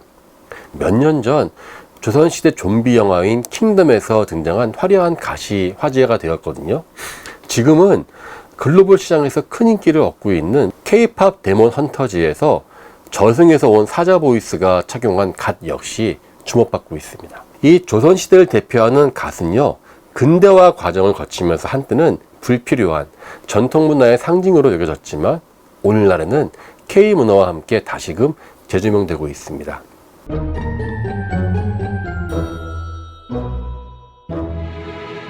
안녕하세요. 역사의 신비를 찾아가는 고고한 강교수의 스토리텔러, 고고학자 강인욱입니다. 오늘은 우리의 전통문화 중에 하나인 갓에 대해서 이야기해 보겠습니다. 오늘날 우리가 알고 있는 갓은요, 이미 고구려의 감신총 벽화에서 등장합니다. 심지어 실크로드의 돈왕의 막고굴이라는 곳이 있는데 여기에 고구려 인물들이 발견되었거든요. 근데 그 고구려 인물 중에서도요, 갓의 형태를 확인할 수 있습니다. 그러니까 현재까지의 고고학 자료를 보면은요, 우리나라에서 갓을 최초로 착용한 때는 바로 고구려였을 가능성이 높습니다. 흉노나 다양한 중국의 왕조들에서도요, 이처럼 챙이 넓은 형태의 모자는 거의 없어요. 그리고 이 고구려의 갓은요, 나중에 신라인들한테까지도 갑니다. 갓을 착용했다는 증거가 고고학적으로 발굴되었어요. 천마총하고 금명총에는요, 자작나무로 만든 갓의 챙 부분이 출토되었습니다. 다만 이 머리에 직접 닿는 부분은 남아있지 않거든요. 아마도 삼국시대의 갓은요, 평소엔 이렇게 왜 있죠? 꽃갈모자 같이 생긴 관모를 쓰고 있다가 필요할 때는 이렇게 따로 갓의 양태, 차양 부분만 탈부착식으로 해서 착용했었던 조립식 형태였던 것 같습니다. 나중에 이 고구려의 갓은요, 일본 고운시대, 한국의 삼국시대에 해당되죠. 인물형 토기인 한의화에서도요, 갓과 유사한 모자를 착용한 무사들의 모습을 볼 수 있습니다. 이 삼국시대의 갓은요, 고려시대에 들어서 몽골의 침입으로 큰 변화를 겪게 됩니다. 이 시기에는요, 동아시아 전역에 영향을 끼친 몽골 문화의 영향으로 챙이 짧은 페랭이가 등장했습니다. 이 페랭이의 흔적은요, 제주도의 돌하루방에서도 확인됩니다. 페랭이는 이제 제주도뿐 아니라 한반도 전역으로 확산되었죠. 밀양 고범리에서 발견된 고려 말의 문시인 박익이라는 분이 있는데요. 이분의 무덤이 발견되었는데 그 안에 생전의 다양한 모습들을 그려놓은 벽화도 함께 발견되었습니다. 고려 말의 어떠한 풍습을 알 수 있는데 몽골식 모자와 비슷하게 생긴 페랭이 형태의 갓을 쓴 인물들이 다양하게 묘사가 되어 있었습니다. 우리가 흔히 떠올리는 그 갓 하면 검은색의 그 흙잎이죠. 이 흙잎은요, 무려 공민왕 시대에 처음 등장했다고 되어 있고요. 조선시대에 이르러 널리 본격적으로 유행하게 됩니다. 그 배경은요, 바로 조선 왕조의 통치 원리와 관련되어 있어요. 이 조선 왕조는요, 성리학적인 질서를 기반으로 신분 질서를 강조했죠. 그러니까 각각의 신분에 맞게 또 관직의 풍계에 따라서 갓의 형태와 장식을 다양하게 규정했습니다. 그러니까 갓은 단순한 모자를 넘어서 새롭게 등장한 사대부 계급의 상징으로 자리매김하게 되었고요. 더욱 화려하고 다양하게 발전해서 조선을 대표하는 상징이 되었습니다. 반면에 이 고려시대 때부터 전해지던 페랭이는요, 평민의 것으로 인식되면서 명맥을 이어갔긴 했었습니다. 근데 챙이 넓은 모자들은 많은데 유독 한국에서 이렇게 갓이 유행했고 또 갓이 한국 문화를 어떻게 하다가 대표하게 되었을까? 바로 수천 년간 이어져 온 우리의 상투 문화와 밀접한 관련이 있습니다. 고조선 시기에 약 2500년 전에 무덤에서 거푸집에 사람의 얼굴이 새겨져 있는데요. 그 인물상에도요, 상투를 튼 모습이 확인되었고요. 부여에서도요, 똑같은 상투를 튼 인물상이 발견되었어요. 조선의 양반들도요, 멋스러운 갓을 쓰기 위해서 상투를 작고 예쁘게 다듬어서 달걀만한 꼭지를 얹었습니다. 중국은 왜 그런 거 안 했냐고요? 같은 시기 중국은요, 만주족의 청나라였지 않습니까? 만주족은 변발을 냈어요, 변발. 머리가 이제 잘랐으니까는 이거 할 수 있는 상투를 틀 수가 없는 것이죠. 그러니까는 상대적으로 챙이 넓은 갓 형태의 모자가 발달하기가 어려웠겠죠. 이처럼 갓은 외적으로는 한국을 대표하는 문화 요소로, 내적으로는 조선 사회에서 성공한 양반의 상징으로 기능했습니다. 이후 조선 후기에 들어서면서 양반층의 증가와 신흥 부자들의 등장으로 갓의 장식이 더욱 화려해지면서 그 아름다움과 다양성이 극치를 이루게 되었죠. 화려한 한국의 갓에 주목한 최초의 유럽인은 누구일까요? 바로 여러분 다 알고 있는 프랑스의 나폴레옹이었습니다. 아, 이거 농담하는 거 아니냐고요? 진짜입니다. 그는 러시아 전쟁 후에 대패해서 실각해서 세인트 헬레나 섬에 이제 감금되어서 여생을 보내고 있었습니다.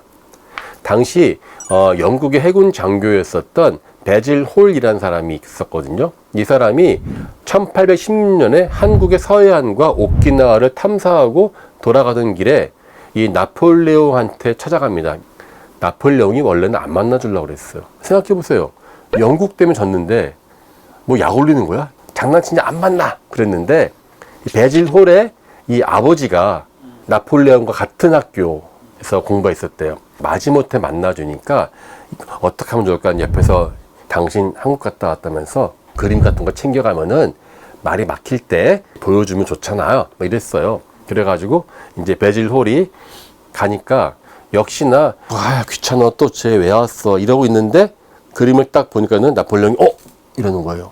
큰 모자에 긴 흰 수염, 야, 손엔 진짜 길다란 파이프를 들고 있구나, 와 정말 멋있구나 하면서 감탄했다고 전해집니다.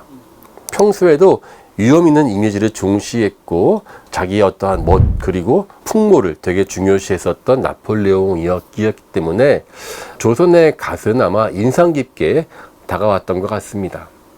그러나 1900년대에 들어서 조선이 멸망하면서 갓은 망국의 상징으로 천대받기 시작합니다. 일본은 이 조선을 식민지화하면서 유교 문화에 사로잡혀 나라가 망했다는 식의 논리를 강화했죠. 즉 일본이 잘못한 것이 아니라 니들이 못나서 망했다. 그러면서 그 전통 문화에 안 좋은 대표적인 예로 바로 갓을 들었습니다. 그러니까는 국군이 쇠퇴하는 시점에서요, 갓은 점차 조롱과 멸시의 대상이 되었습니다. 해방 이후에도요, 아마 젊은 분들은 모르겠는데요, 어울리지 않게 행동하는 것을요, 갓 쓰고 자전거 타기 뭐 이런 식의 독담도 있었습니다. 이렇게 갓은 자랑스러운 상징이 아니라 없어져야 될 그러한 전통의 상징으로 인식되기 시작했습니다. 게다가 저희 세대가 기억하는 건요, 맨날 저기 사극 보면은 다 검은 똑같이 생긴 갓에 다 하얀색 도포만 입고 나왔었거든요. 그러니까 이 실제 조선시대의 그 화려한 모습들이 거의 전달되지 않았던 것이었습니다. 하지만 최근에 드라마와 대중문화에서 갓의 화려한 장식과 다양한 색상의 의복들이 멋있게 재현되면서요, 이제는 전 세계가 환호하는 매력적인 문화 아이템으로 복원하고 있습니다. 우리나라가 뜨면 또 빠지지 않고 등장하는 나라 있죠. 중국 일부에서는 뭐 갓이 중국에서 기원했다라고 하는 주장도 제기되고 있는데요. 챙이 넓은 모자는요, 전 세계에 다 있습니다. 그러니까 이걸 우리 단순하게 어디가 기원이다 그런 말은 뭐 별로 신경 쓸 필요 없습니다. 바로 고조선과 부여의 상투 문화에 유목민들의 전투 모자가 결합된 바로 그것이 한국의 갓이고 한국화된 고유의 의복이라 할 수 있는 것입니다. 한때 우리를 대표하는 화려한 모자였고요. 외세의 침략과 함께 부끄러운 상징으로 전락하기도 했던 갓. 이 갓은 지금의 우리에게 어떤 메시지를 주고 있는 걸까요? 저는 지금 한국의 대중문화를 보면요, 믿기지가 않을 정도로 세계적으로 너무나 큰 호응을 얻고 있지만, 또 반대로 언제라도 외세의 침략이 있을 수 있는 우리의 지정학적 현실을 보면서 약간은 불안한 게 사실입니다. 어쩌면 이와 같은 이중적인 이미지의 갓이기 때문에 과거를 통해서 미래를 바라보고 더 나은 시대를 만들기 위해선 무엇이 필요할지 그 숙제를 바로 이 갓이 던져주고 있는 것은 아닐까요? 네, 이상 과거를 찾아서 미래를 바라보는 고고학자 강인욱이었습니다. 감사합니다.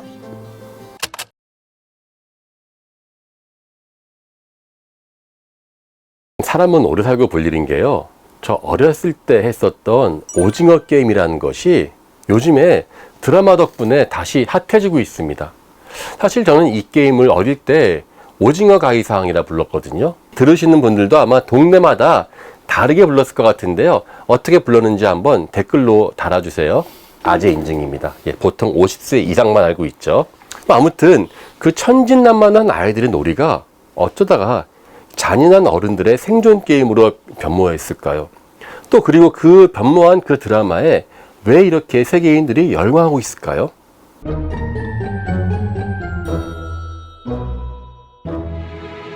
안녕하세요. 역사의 신비를 찾아가는 고고한 강교수의 스토리텔러, 고고학자 강인욱입니다. 오늘은 한번 오징어 게임과 그 기원, 그 오징어 게임의 도고학적 의미를 살펴보겠습니다. 인간은 왜 놀이를 좋아할까요? 인간은 다른 동물과 달리 태어난 이후에 몇 년 동안 부모와 사회로부터 집중적인 보호를 받으면서 그 사이에 생존에 필요한 다양한 사회적 지식을 습득해야 됩니다. 그 제일 빠른 방법이 무엇이냐? 타인의 삶을 흉내내고 따라하면서 필요한 지식을 익혀 나가는 것이죠. 그 과정에서 인간은 조상의 경험을 신화와 전설로 전해 듣고 이를 바탕으로 삶을 흉내내고 모방하는 놀이를 하게 됐습니다. 이 다양한 놀이를 통해서요, 자신들이 앞으로 살아가야 될 세상을 미리 실습했던 셈이죠. 4, 5만 년 전 구석기 시대의 동굴 벽화에서 고구려의 벽화에 이르기까지 이 벽에 새겨진 생생한 장면들은 사실 사물을 모방하면서 배우는 학습 교재의 역할을 했다라고 볼 수 있어요. 이처럼 인간의 진화를 이끌어온 놀이는요, 지금도 거대한 축제로 이어지고 있습니다. 예를 들어서요, 몽골인의 여름 축제인 나담은요, 말타기, 활쏘기, 씨름이 포함되어 있거든요. 사실 이 세 가지는 이 수천 년간 유라시아를 제패한 유목민의 지혜가 담긴 대표적인 경기들입니다. 약 2000년 전 중국의 역사서에는요, 흉노족의 아이들은 어려서부터 양을 타고 작은 동물들을 사냥하면서 기마술을 익힌다고 기록되어 있습니다. 결과적으로요, 이 넓적다리가요, 말에 붙기 쉬운 O자형으로 변형되기도 합니다. 그래서 실제 초원 지역에서요, 무덤을 발굴해 보면요, 이 사람이 살아생전에 말을 탔었던 기마인인지 아닌지를 저희가 뼈를 보고 알 수 있어요. 이렇게 휘어져 있는 뼈가 있으면 이 사람은 어릴 때부터 말타기를 한 사람이다, 즉 기마인이다, 그렇게 저희가 고고학자가 1차적으로 현장에서 판정을 합니다. 이 놀이를 통해서 습득한 활쏘기와 기마술은요, 나중에 주변 나라를 가차없이 공격하는 강력한 기마부대의 원동력이 된 것입니다. 놀이는요, 고대 유목민들의 암각화 속에도 남아 있습니다. 중국 신장 후투비라고 하는 지역에 있는 시먼즈라고 하는 암각화가 있어요.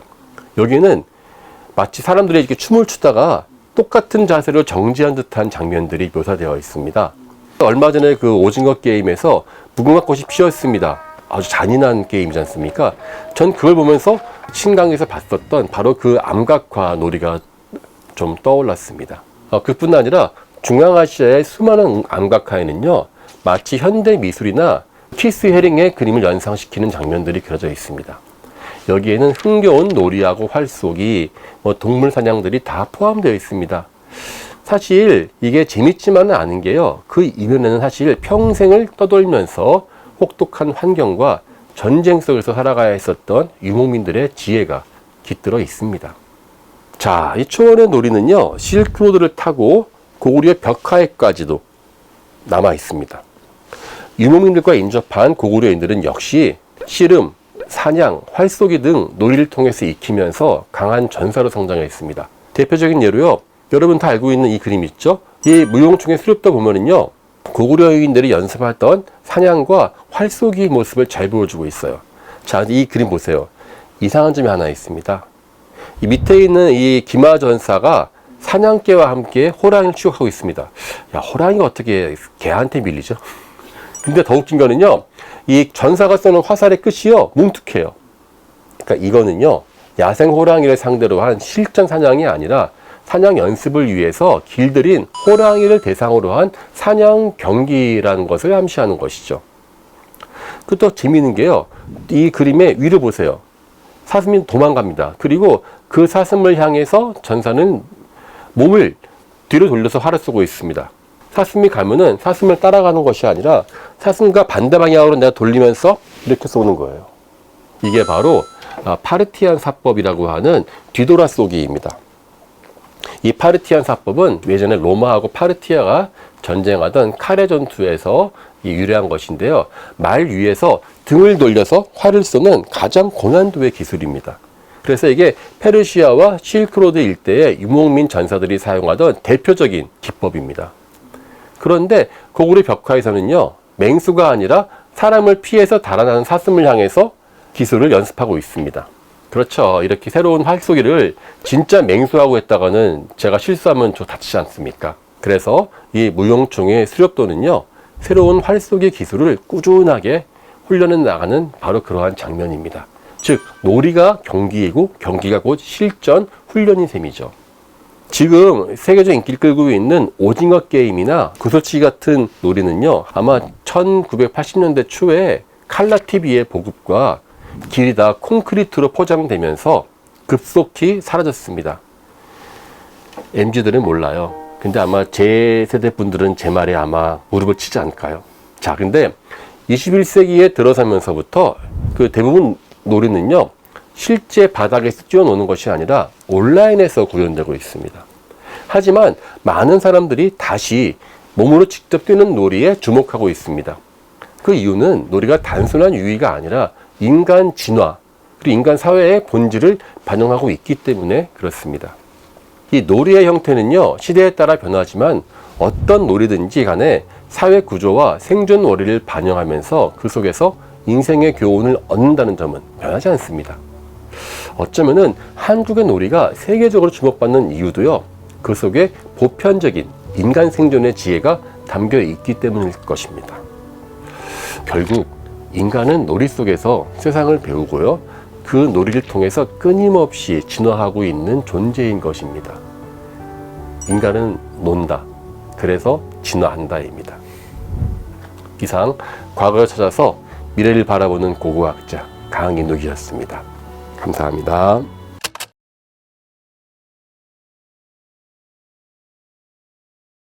술 속에 영특한 기운이 있으니 가을 이슬처럼 둥글게 맺혀서 똑똑 떨어지네. 술 한 잔 탁 넘기니까 훈기가 뼛속까지 퍼지니 표범가죽 보료 위에 앉아 병풍에 기댄 기분이네.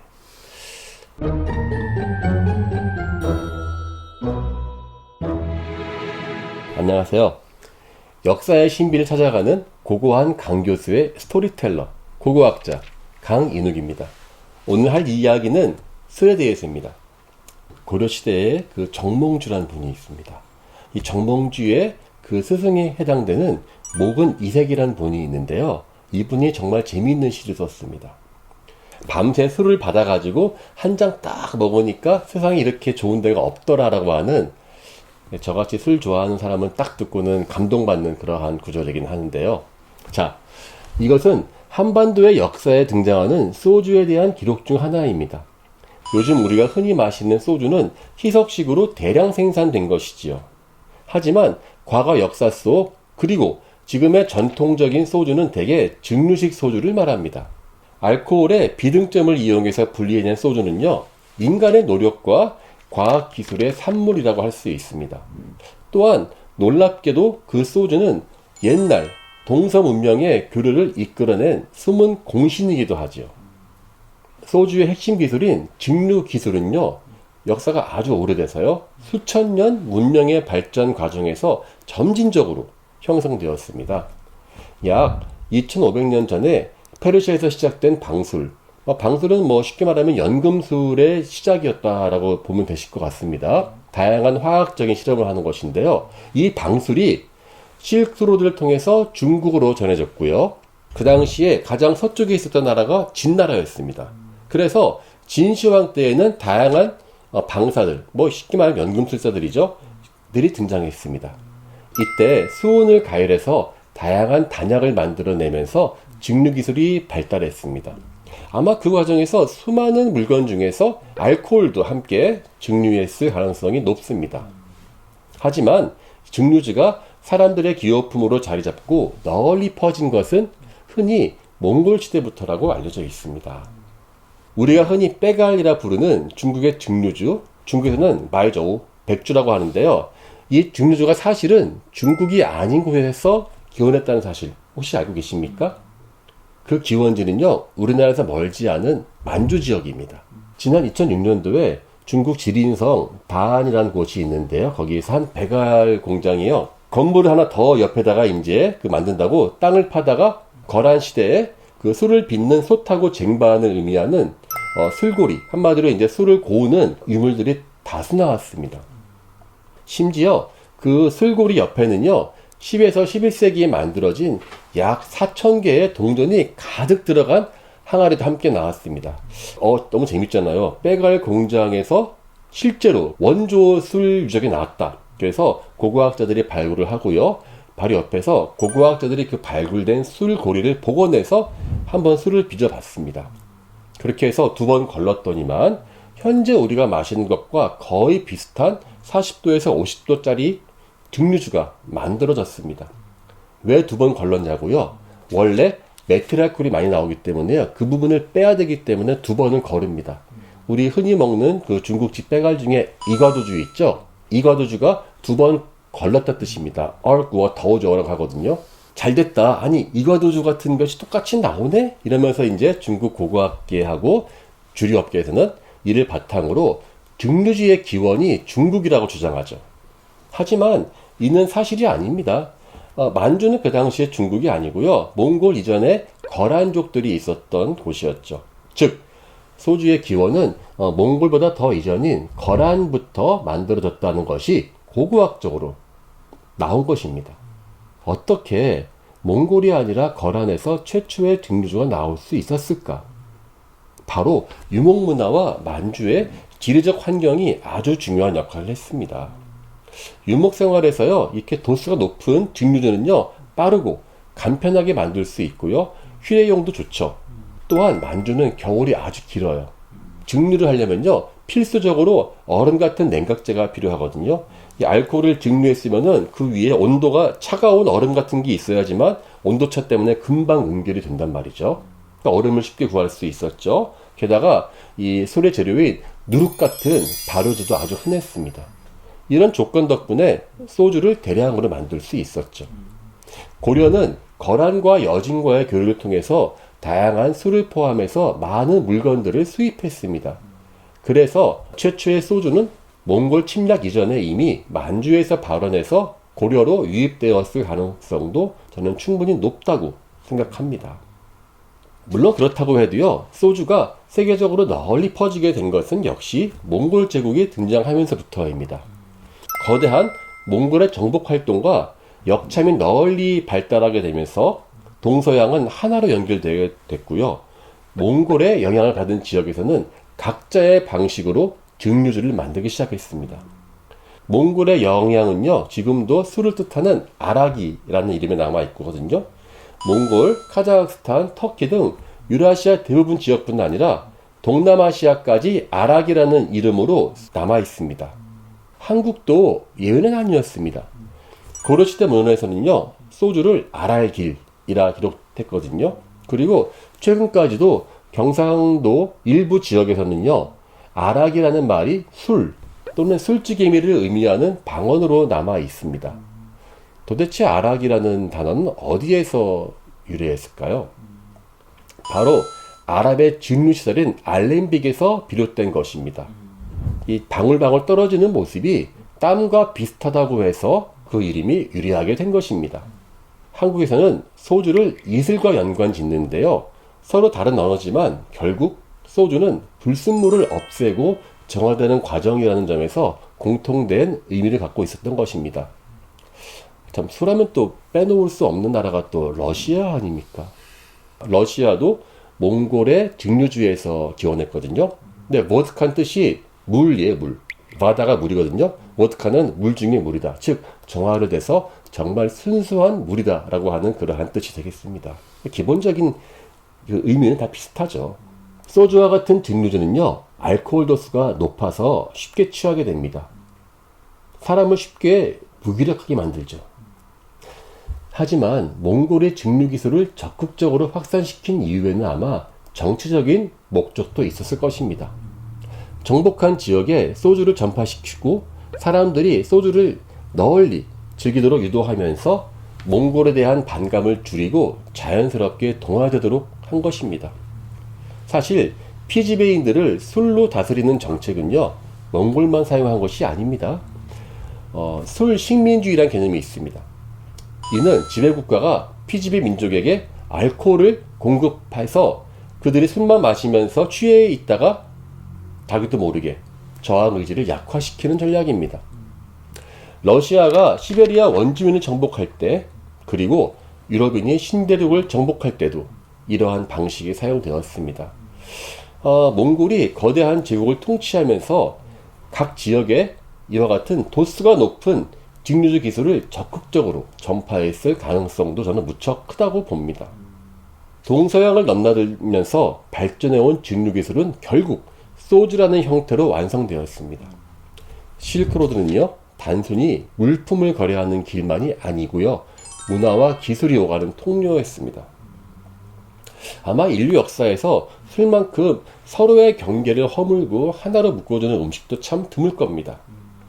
이런 점에서 소주가 실크로드를 따라서 퍼져나간 것은요, 너무나 자연스러운 일이었습니다. 그렇게 우리가 마시는 소주 한 잔에는요, 동서 문명을 가로지르는 인간의 지혜와 애환이 녹아 있었습니다. 이상 과거를 찾아서 미래를 바라보는 고고학자 강인욱이었습니다. 감사합니다.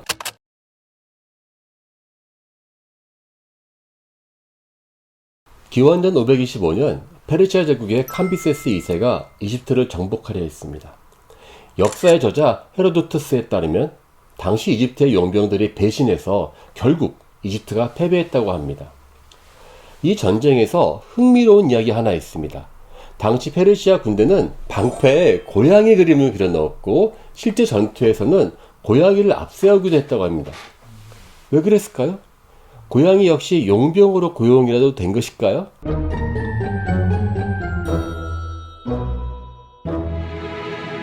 안녕하세요. 역사의 신비를 찾아가는 고고한 강교수의 스토리텔러, 고고학자 강인욱입니다. 수많은 반려동물 중에서요, 고양이는 우리 인간에게 특별한 존재입니다. 만물의 영장이라 불리는 인간은 자연을 지배하며 많은 동물들을 길들이거나 이용해 왔지만 유독 고양이에게만큼은 충성을 바치는 집사 역할을 자처합니다. 그런데 이 고양이 대체 언제부터 우리와 친해지게 된 건지 혹시 알고 계십니까? 고고학적으로 고양이와 비슷한 동물의 가장 오래된 흔적은 약 9,500년 전으로 거슬러 올라갑니다. 1992년부터 2004년 사이에 프랑스의 한 발굴팀이 키프라스 섬의 실롤로 캠포스 무덤에서 사람과 고양이 뼈를 함께 발견했습니다. 분석해 보니까 아프리카 들고양이들로 밝혀졌습니다. DNA를 연구한 결과 사실 이 아프리카 들고양이는요, 현재 길들여진 현대 고양이의 직계 조상으로 밝혀졌지요. 키프러스는 섬이란 말입니다. 아마 근동 지역에서 고양이를 데려왔을 겁니다. 다시 말해서 농사가 시작된 것이 약 1만 년 전이니까 곡물을 지키는 고양이도 그 즈음부터 인간과 함께 생활해 온 것으로 추정이 됩니다. 중국에서는 약 5,300년 전에 산시성 취화노촌 유적에서 발견됐어요. 8마리의 고양이 뼈가 나왔는데요. 그 중에 2개체가 이제 그 DNA 분석이 되었고요. 아시아 들고양이 계통으로 나왔습니다. 이 뼈들을요, 동위원소 분석을 했습니다. 동위원소는요, 탄소, 질소, 산소 등 원소이지만 중성자 수가 다른 거지요. 극소수이긴 하지만요, 각각 그 지역마다 비율이 달라요. 그러니까 뼛속에 동위원소 분석하면요, 이 동물이 어느 지역에서 성장했는지를 알 수 있는 것이죠. 이 분석을 통해서 그 뼈의 주인공이 무엇을 먹었는지도 밝힐 수 있는데요. 이 고양이는 기장이나 밀 같은 곡물을 먹은 그 쥐들을 먹었다는 결과가 나왔습니다. 한마디로 인간의 그 식량을 갉아먹은 쥐들을 먹었다는 거죠. 어쨌든 이렇게 동아시아에서도요, 독자적으로 고양이를 키운 것이 규명되었습니다. 하지만 신석기 시대의 고양이가 현대 고양이의 직접적인 직계 조상이라고는 아직 확신할 수는 없습니다. 하지만 이때의 고양이는 지금의 반려묘와는 다소 차이가 있습니다. 당시의 고양이들은 개와 달리 완전히 길들일 수가 없어서 필요할 때 인간 곁에 머물다가도 언제든 다시 야생으로 돌아갔기 때문이죠. 고양이가 신처럼 떠받들여진 시기도 있었으니 바로 고대 이집트입니다. 기원전 3700년경의 무덤에서는요, 죽기 전에 다친 뼈가 치료된 고양이의 유골이 발견되었습니다. 자, 치료되었다는 바가 무엇을 의미하는지 아시죠? 당시 이미 인간은 고양이의 집사가 돼서 고양이를 돌보고 있었다는 것입니다. 많은 이집트인들의 무덤에서는요, 주인의 미라와 함께 고양이 미라도 같이 묻혔습니다. 이집트인들은 여러 동물도 미라를 만들었는데요. 특히 고양이는 다산과 풍요의 여신인 바스테트의 모습도 있어서 많은 사랑을 받았습니다. 고양이도 사람처럼 린넨 천으로 감싸고요. 머리 부분은 이제 고양이의 모습을 드러내기 위해서 눈, 코, 입과 수염을 새로 그리기도 했죠. 이 밖에도 이집트 여러 신들의 모습이 고양이의 형상을 띄었고요. 심지어 고양이를 죽이면 사형에 처한다는 법이 생길 정도였습니다. 정말로 고양이의 위세가 굉장했죠. 이집트인들의 고양이 숭배가 너무 지나쳐서 앞서 말씀드린 캄비세스 2세가 벌인 페르시아, 이집트 전쟁 속에서 웃지 못할 해프닝도 일어났던 것이죠. 하지만 실제로 이집트가 패배한 데에는 이집트 군대가 고양이를 어쩌지 못한 것도 한 이유일 수 있겠다는 생각이 듭니다. 물론 이 부대의 이야기가 실제 역사가 아니라 만들어졌다라고 주장하는 경우도 있습니다. 어쨌든 그만큼 이집트인들의 고양이에 대한 깊은 애정을 보여주는 일화인 것은 분명합니다. 고양이는 또한 호랑이나 표범 같은 맹수들과 같은 계통에 속하지요. 그중 크기가 좀 작아서 인간이 함께 할 수 있었던 것일 뿐 사나움과 잔인함의 DNA는 그대로 가지고 있었습니다.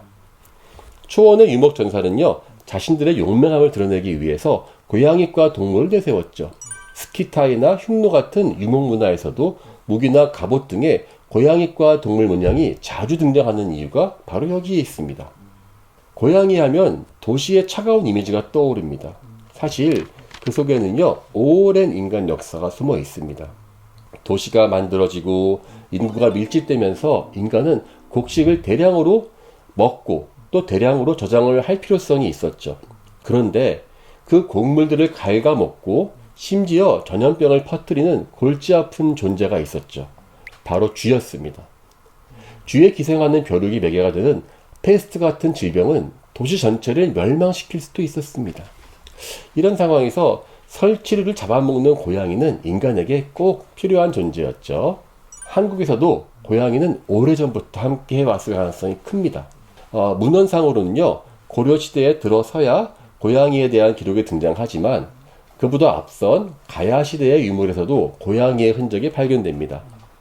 가야의 고양이에 대한 대표적인 유물은요, 창고 위에서 쥐를 노려보는 고양이 토기입니다. 한국은 약 3000년 전부터 벼농사를 시작했고 이 시기부터 곡식을 보관하는 창고가 존재했을 겁니다.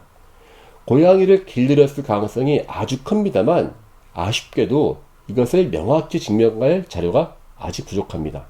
오늘날에는요, 고양이가 쥐를 잡거나 공물을 지켜야 할 필요성은 거의 없어졌습니다. 하지만 여전히 많은 사람들이 고양이와 함께 살아갑니다. 고양이는 다른 동물들과는 구별되는 인간을 매혹시키는 그러한 특별한 감성이 있었나 봅니다. 기원전 6세기경 기록을 보니까요, 페르시아 제국의 어떤 여성은 고양이를 너무 아낀 나머지 각종 장식으로 치장해서 함께 침대에서 잠을 잤다는 기록도 있습니다. 한때는 맹수의 후손이었던 이 작은 동물을 향한 인류의 깊은 애정은 어쩌면 죽음보다 더 힘들다고 여겨지는 외로움이 만들어낸 감정일지 모르겠습니다. 어떠십니까? 여러분들 지금 지나가는데 혹시 고양이 보일지 모르겠는데요, 그 고양이 하나하나에는요, 인간의 만년 이상의 역사가 같이 함께 있었던 그런 놀라운 우리의 친구인 셈이죠. 자, 이상 과거를 찾아서 미래를 바라보는 고고학자 강인욱이었습니다. 감사합니다.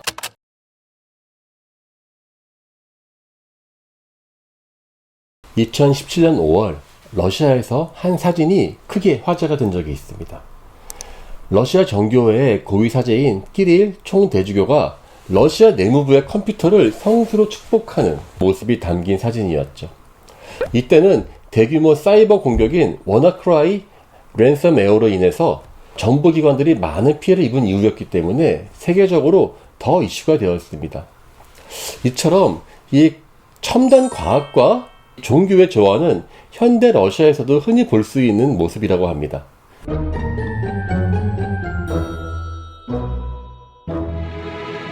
안녕하세요. 역사의 신비를 찾아가는 고고한 강교수의 스토리텔러, 고고학자 강인욱입니다. 점은 언제나 우리 삶 가까이에 있어 왔습니다. 요즘도 마찬가지죠. 아무리 고도의 기술로 무장한 현대라 하더라도 미래에 대한 불안감은 사라지지 않기에 거기에 유용하다더라 하는 집이 있다고만 하면은 아무것도 아닌 척하지만 귀가 좀 솔깃해지는 경험, 아마 여러분들도 한 번쯤은 해봤을 것 같아요. 꼭 점은 아니더라도요, 이사를 갈 때 길이를 따지고 차를 살 때 고사를 지내는 모습은 우리 주변에 많이 있습니다. 자, 이렇게 점은 인간의 본능과 같아서요, 구석기 시대에도요, 사슴뿔과 짐승 가죽을 쓰고 춤을 추면서 앞날을 예언하기도 했습니다. 사피엔스의 역사와 함께한 이 점은 어떤 의미일까요? 점에는요, 다양한 방식이 있습니다. 별을 보고 미래를 점치는 점성술, 태어난 날과 시간을 기준으로 보는 사주, 꿈을 해석하는 해몽, 나뭇가지를 뽑아서 점 보는 산통, 얼굴을 분석하는 관상, 손금, 그리고 타로카드 등 인간은 주변의 수많은 사물에 의미를 부여하면서 점을 발전시켜 왔습니다. 각각의 점을 치는 방식은요, 축구 경기에서 동전을 던져서 진영을 결정하는 것처럼 정해진 규칙이 있지만 결과는 예측하기 어렵다는 공통점을 갖고 있죠. 사실 인간의 역사는요, 점과 함께 발전해 왔다고 해도 과언이 아닙니다. 점성술이나 연금술처럼 중요한 학문들도 다 점에서 비롯되었습니다. 고대에는 점을 칠 수 있는 능력이 또 권력의 원천이기도 했죠. 당시는 무당 또는 샤먼이죠. 이 무당의 예지력이 백성들의 생명을 지키는 중요한 방법이었습니다. 이는 인류가 자연재해와 전쟁 속에서 살아남을 수 있었던 원동력 중 하나였습니다. 사실 지금은 우리가 점을 친다는 게 아무것도 아닌 시대였지만요. 과거에는 그것만으로도 엄청나게 큰 능력이었을 거예요. 동아시아에서 점을 치는 가장 대표적인 방법 중 하나는 복골입니다. 복골은 얇은 동물뼈를 불에 구워서 갈라진 방향과 흔적을 보고 점치는 방법인데요. 동아시아 곳곳에 널리 퍼져 있습니다. 한국도 있고요. 그런데 이것이 때로는 국가를 운영하는 데 아주 중요한 도구이기도 했습니다. 약 3500년 전 중국 고대의 상나라에서는요, 왕이 정인이라 불리는 점쟁이들을 곁에 두고 복골로 점을 치게 했습니다. 문제는 국가에서 점을 치니까 결정할 게 너무 많은 거예요. 1년 후, 6개월 뒤, 이런 거 어떻게 다 기억합니까? 적어서 문서 보관소에 두는 것이죠. 바로 이것이 갑골문의 시작입니다. 과거 이렇게 복골을 이용해서 점을 치는 풍습은요, 한국에도 널리 퍼져 있었습니다. 현재 남한 지역에서는요, 약 2000년 전 삼한시대의 남해안 조개무지 유적에서요, 복골 흔적이 발견됩니다. 한국은 주로 사슴의 어깨뼈가 사용되었는데요. 아쉽게도 글자는 적혀있지 않기 때문에 무엇을 점쳤는지는 알 수 없습니다. 어쨌든 중국 상나라가 멸망하고 1200년이나 지난 다음에 갑자기 남해안에서 등장했으니까 무슨 관련이 있는 것인지 없는 것인지 여전히 한국 복골의 기원은 오리무중입니다. 하지만 삼국유사에는요, 백제 멸망 당시를 기록한 아주 흥미로운 이야기가 전해집니다. 백제 의자왕 때 궁중을 딱 파보니까 글자가 나오는데 백제는 보름달이고 신라는 초승달이라는 글이 거북이 등딱지 위에 적혀 있었다고 합니다. 보름달이 더 좋은 거 아니야? 생각할지 모르겠지만요. 이제 다 찾기 때문에 달이 계속 작아질 일밖에 안 남았고, 신라는 초승달, 갈수록 달이 커지겠죠. 그래서 이것은 백제의 멸망을 예언하는 일종의 그러한 참언이었다라고만 알려져 있는데, 잠깐만, 거북이 등딱지라고 했단 말이죠.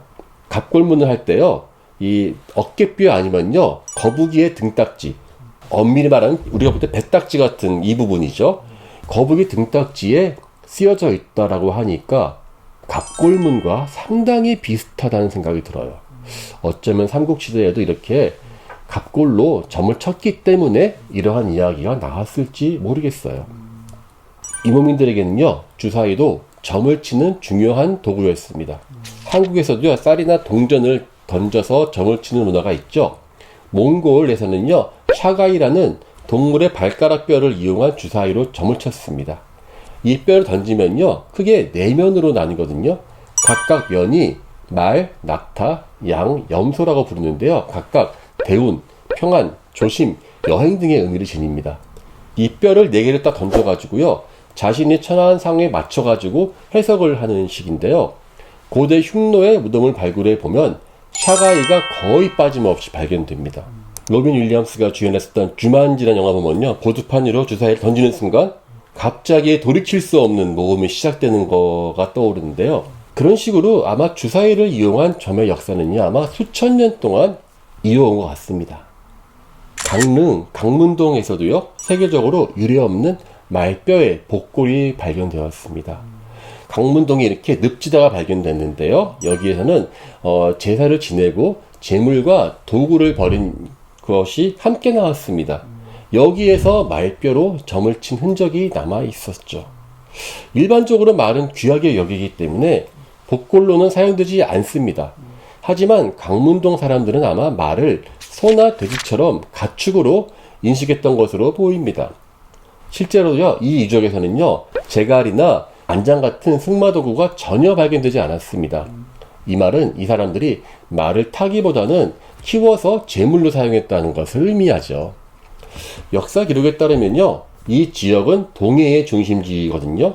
동해에는 과마라는 작은 조랑말이 유명했습니다. 과일나무 밑으로 지나갈 수 있을 정도로 작은 말이다. 유럽에서는 폰이라는 그 작은 조랑말 있죠? 아마 그런 식의 말이 유행했던 것 같습니다. 강원도 보면은요, 대관령 일대 지형은요, 종마장으로 사용하기에 상당히 적합했습니다. 그러니까 말은 탈 것이 아니라 이렇게 키우는 동물로 아마 인식하지 않았을까 싶습니다. 그래서 말뼈 복골은요, 그런 인식과 지역 문화가 반영된 독특한 아마 강원도만의 사례가 아닌가 싶습니다. 최근에는 고대인들이 점을 치듯 인공지능을 활용하는 모습도 많이 보입니다. 대표적인 예가 챗GPT입니다. 가끔씩은 엉터리 같은 답도 그럴듯하게 많이 내놓지만은요, 또 때로는 속여도요, 너무나 그럴듯한 내용으로 사람들을 놀라게도 하긴 합니다. 저는 챗GPT를 보면 떠오르는 게요, 사실 그 동화 백설공주였습니다. 백설공주에서 등장하는 마녀가 거울아 물어보면은 끊임없이 질문하면은 거울은 계속 질문을 해주는데 마녀가 표정이 안 좋아지면 갑자기 말을 바꾸기도 하고 이런 식으로 하는데, 사실 그 거울과 같은 그러한 모습은요, 고대 그리스 신전에서도요, 신관이 신탁을 해석하던 모습과 상당히 유사합니다.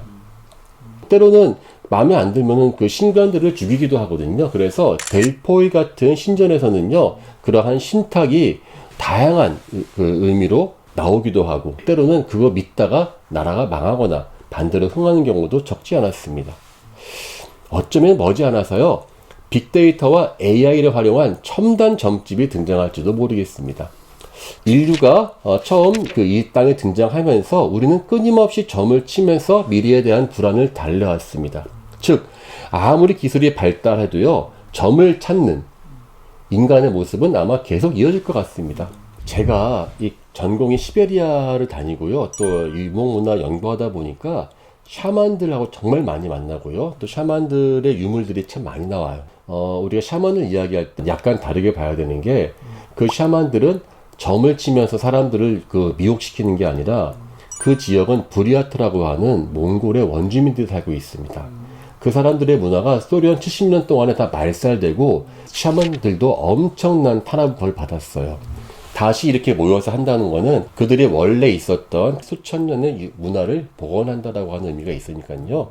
물론 저는 점을 믿거나 하는 건 절대 아닙니다만은, 인간들이 점을 의지했기 때문에 어떻게 점을 치면서 믿어왔냐는 것은 우리가 고대의 사람들의 마음을 접근하는 또 다른 좋은 방법이 될 수 있다라고 생각합니다. 어쨌든 점은 인간 역사의 일부이고 그 증거가 계속 고고학적으로 이렇게 나오고 있습니다. 자, 이상 과거의 점부터 시작해서 AI 시대의 점까지 과거를 찾아서 미래를 바라본 고고학자 강인욱이었습니다. 감사합니다.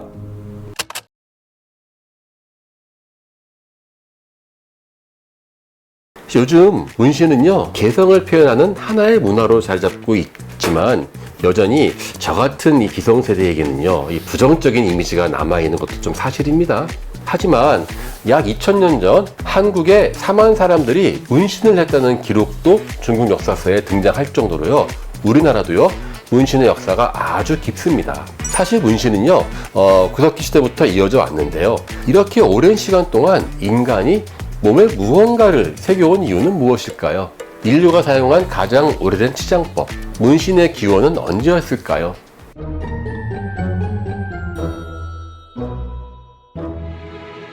안녕하세요. 역사의 신비를 찾아가는 고고한 강교수의 스토리텔러, 고고학자 강인욱입니다. 오늘 할 이야기는요, 문신에 대해서입니다.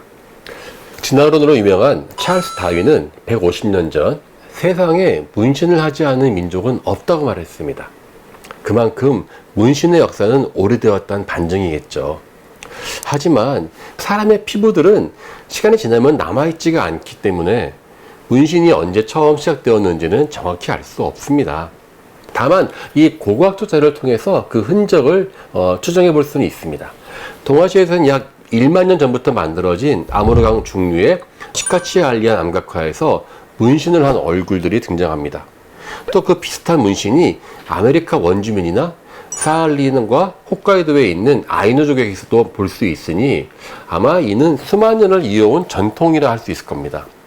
또한 이 구석기 시대 유적에는요, 바늘은 바늘인데 바늘 귀가 없는 그러한 바늘이 종종 나오거든요. 학자들은 아마 이것이 색소를 묻혀서 피부에 찌르는 문신 도구가 아니었을까라고 하는 주장도 있습니다. 문신은 한번 새기면 평생 지워지지 않는다는 특징이 있습니다. 그래서 단순히 아름다움을 위한 것이 아니라 자신이 속한 부족이나 신분을 나타내는 표식으로도 널리 활용되었습니다. 알프스 빙하에서 발견된 약 5,000년 전 미라인 웨지는요, 온 몸에 다양한 문양들을 새겨 두었는데요. 딱 느낌은 바코드처럼 생겼어요. 그래서 아마 이 바코드처럼 보이는 문신들은요, 당시 신분을 나타내는 상징이었을 것으로 좀 보고 있어요. 그래서 신분증이나 제복, 계급장이 등장하기 훨씬 전부터 문신은 이미 각자의 정체성을 나타내는 표식이었던 셈이었죠. 또 문신은요, 유목 전사들에게는 계급을 나타내는 일종의 훈장이기도 했습니다. 러시아 알타이 지역에서 2500년 전 유목 전사들이 남긴 파즈릭 문화의 고분들이 발견되었는데요. 이곳에서 미라가 된 전사들의 몸에는 다양한 문신이 남아 있었습니다. 특히 이 어깨하고요, 허벅지에는요, 하늘을 나는 사슴이 그려져 있었습니다. 이게 흥미로운 점은요, 무덤의 크기가 클수록 문신도 더 많았다는 것입니다. 전쟁에서 공을 세우고 오면은 표창장 주고 상 주지 않습니까? 그러니까 계급이 올라갈 때마다 계급을요, 달아주는 것이 아니라 몸에 새겨주는 거예요. 그래서 좀 고분이 작은 일반 전사는요, 어깨 부분만 문신을 했는데요. 최고의 왕족들을 보면요, 상반신은 물론 하반신 등 빽빽하게 문신을 했습니다. 이들은 글자를 남기지 않았기 때문에요, 자신이 속한 부족과 계급을 상징하는 기호를 몸에 새겨서 평생 간직했던 것입니다. 유리 가가린 있죠? 그 우주 비행사. 훈장을 온몸에 빽빽하게 달고 나온 걸 본 적이 있는데, 야, 이거 파지릭 시대의 문신이 이런 거였나? 하는 생각도 한 적이 있었어요.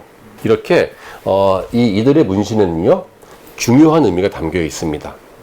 몽골 초원에는요, 사슴돌이라 불리는 독특한 거석기념물이 있는데요. 이 돌기둥에는요, 하늘을 나는 듯한 사슴이 새겨져 있습니다. 왜 사슴을 그렸나? 정말 우리 한 몇십 년 동안 미스터리였어요. 그런데 이것이 발굴을 통해서 그 용도가 나온 것입니다. 바로 파지릭 미라에서요, 하늘을 나는 사슴 문신이 나온 거예요.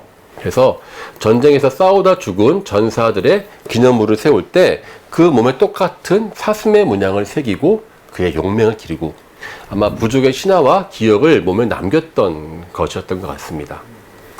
이 문신에 사용된 색소도요, 특별했어요. 파지릭 고분에서 발견된 문신의 색소를 분석해 보니까요, 고기를 끓이던 청동솥이 있습니다. 그거 맨날 끓이면 넘치고 해서 이렇게 바깥에 들러붙겠죠. 바로 그 숯검정을 긁은 것입니다. 평소에 어떠한 부엌에서 쓰는 솥이 아니라 의식에 사용된 그 솥에 겉에 붙어 있는 젤을 긁어가지고요, 그거를 이제 이렇게 기름에 개어가지고요, 문신을 새기는 잉크로 쓴 것입니다. 이는 마치 불에서 재탄생한 불사조 신화처럼 불의 재가 그들에게 신성한 힘을 부여하고 부활을 상징했을 가능성을 보여줍니다. 문신을 새기는 과정은요, 침술과 비슷해서요, 아마 치료의 역할도 했을 가능성이 있습니다. 이 파지릭 미라의 허리 부분에는요, 일련의 점들이요, 발견되었는데요. 가만 보면 이게 이 허리 아프신 분들 침 놓는 것과 비슷하다. 실제로 점 같은 문신이 있는 곳은요, 말을 타고 다니는 기마 민족들에게 가장 통증이 심한 부위였다는 것입니다. 그래서 아마 당시 사람들은 아마 문신을 통해서 허리 통증을 완화하고 동시에 이 신성한 힘을 몸에 새긴다고 아마 믿었던 것 같습니다. 어쨌거나 이 문신을 새기는 과정은 무척 고통스럽습니다. 바늘로 수천 번을 찌르며 이 색소를 주입해야 하기 때문인데요. 이렇게 아픔을 참아가며 새긴 문신은요, 단순한 장식이 아니라 개인의 정체성과 신념을 담은 중요한 기록이었습니다. 그러니까 아마 문신은요, 한 사람의 인생과 전통을 담은 상징을 막 이야기하는 것보다는 자기 어깨를 드러내면서 문신을 보여주고 내가 어떤 사람이었고 무엇을 해왔다는 걸 보여주는 그러한 상징이 아니었을까 싶어요. 하지만 근대 이후에 문신은요, 부정적인 이미지로 바뀌었어요. 산업화하고 도시화가 진행되면서 사람들은 신분과 계급을 나타내기 위해서요, 문신 대신에 옷하고 화장을 사용하게 되었습니다. 그 과정에서 문신은 점점 이 문명화되지 못한 야만의 상징으로 생각했죠. 또 일부에서는요, 위협적인 이미지로 사용되기도 했습니다. 하지만 고고학이 밝혀낸 문신의 본래 의미는 다릅니다. 문신은 가장 원초적이고 인간적인 화장법이자 자신의 정체성을 표현하는 강한 의지의 표현이었습니다. 우리는 흔히 이 싹싹하고 이 친절한 사람들을 살갑다라고 표현하기도 합니다. 그만큼 이 사람의 피부는요, 이 단순한 보호막이 아니라 사회와 소통하는 중요한 매개체였습니다. 우리는 서로 살을 맞댐으로써 더 친밀한 감정을 공유하죠. 하지만 현대사회가 디지털화되면서 사람과 사람이 직접 몸을 맞대고 소통하는 기회는 점점 줄고 있습니다. 그리고 역설적으로 문신은 여전히 사라지지 않고 오히려 더 유행하고 있습니다. 아무리 기술이 발전하고요, 디지털이 좋아져도 인간은 여전히 몸을 통해서 기억하고 감정을 표현하는 존재입니다. 문신은 결국 인간 본연의 정체성과 개성을 표현하는 중요한 방식이라고 할 수 있습니다. 이상 과거를 찾아서 미래를 바라보는 고고학자 강인욱이었습니다. 감사합니다.